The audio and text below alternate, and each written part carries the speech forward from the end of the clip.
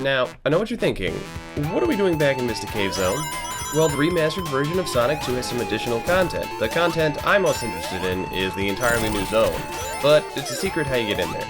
If you don't already know how to find it, but have played Sonic 2 before, you can probably guess where it is, especially considering we're in Mystic Cave Zone.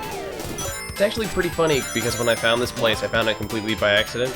And the only real reason I knew it was here was because in the level select there's a section, there's like a level you can't select. So I tried to figure out where it was, and I played for, I think I beat the game 3 or 4 times before actually finding the entrance to it.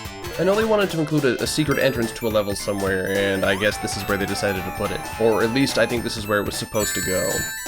I think in terms of Sonic 2 veterans, hiding this was pretty ingenious, because if you go the optimal path in Mystic Cave Zone Act 2, you'll never find it. If you still haven't guessed where it is yet, it's in the pit, and yes, it's that pit. Can you just imagine having the route you want optimized to the point where you almost never take any other route because you don't find it as fun? Only for them to stick something in a place for you to never look, and that you might never run into, had you never ever got curious or made a few mistakes? I can just imagine in their head when they thought of this. Hey, remember that death trap in Sonic 2? Well, all you gotta do is jump into it and you can get to its secret spot. It's like what the kid at the lunch table, lies about in order to get you to be his friend. You know what I'm talking about?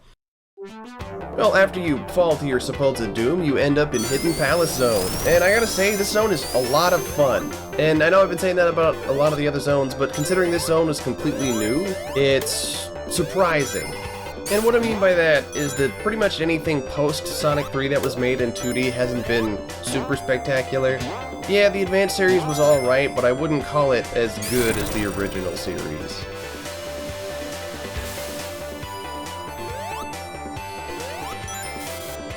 And that's not to say that everything in this level is original. I know that a lot of the assets were still there, some of the enemies were actually in some ROMs of Sonic 2. And a very short portion of the level was. You could hack yourself into the level, but you would eventually just run out of level and you'd just fall into a bottomless pit and die. I'm also fairly certain the AI for the enemies didn't exist, so they would either just stand there or walk off of cliffs. I do find it a little weird they use the chemical plant zone watercolor for the water in this zone. I'm not sure about that. I don't think this pink color really matches the green. Maybe that's just me.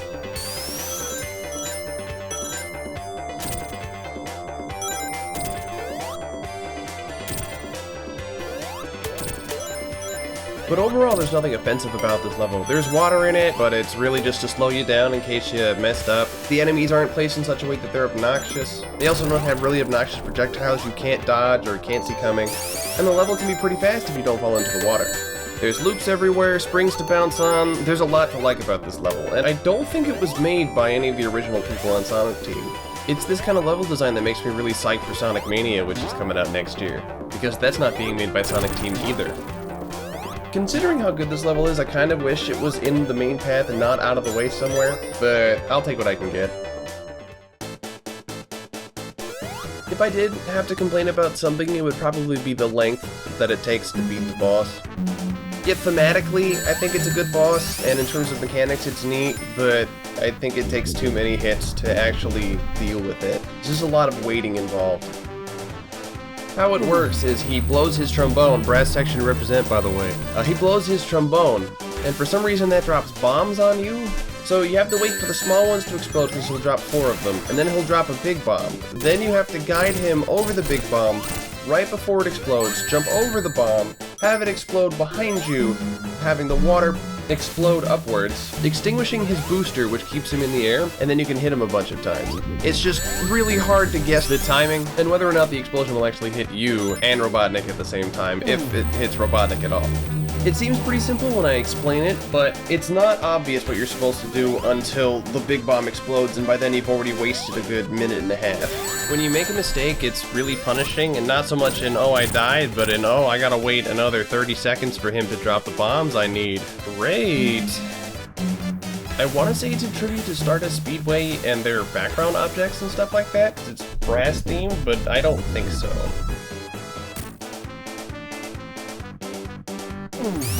I'm also really surprised he doesn't have any more sound-based attacks. Like, you'd think that he'd, try to blast you with it and blow your ears out or something. You know, maybe have some music note-based projectiles, something like that. It just seems like a wasted opportunity. Not that this boss needs any more mechanics that would require me to wait, so maybe it's a mixed blessing.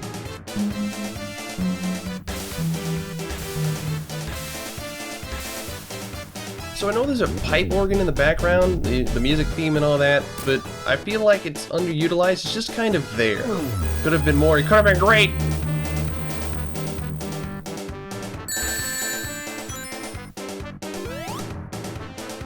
Come on, one more. You can do it. Come on, come on.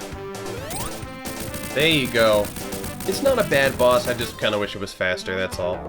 Though considering Hidden Palace Zone is actually hidden, and there's an animal capsule here, I think it's kind of fucked up that if you don't do this place, you kind of miss it. And you also kind of miss the one in Mystic Cave Zone, because you don't do that boss either if you opt for this zone. So now I'm just going to show you the ending you get when you get all the Chaos Emeralds. It's a pretty small change, but it changes enough that I think it's worth showing.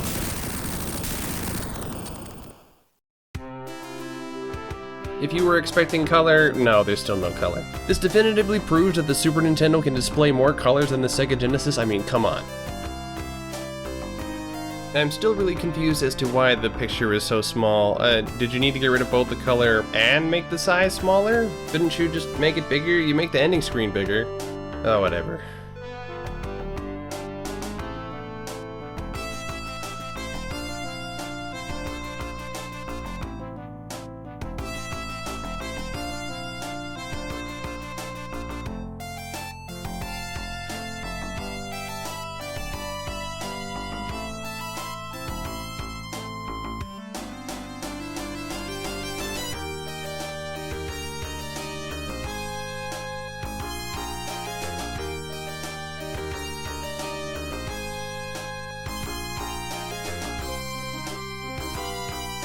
I actually kind of prefer the ending where you don't get all the Chaos Emeralds, because Tails kind of helps you out. Here, Tails is just like, yeah, I did it, I accomplished something, yeah!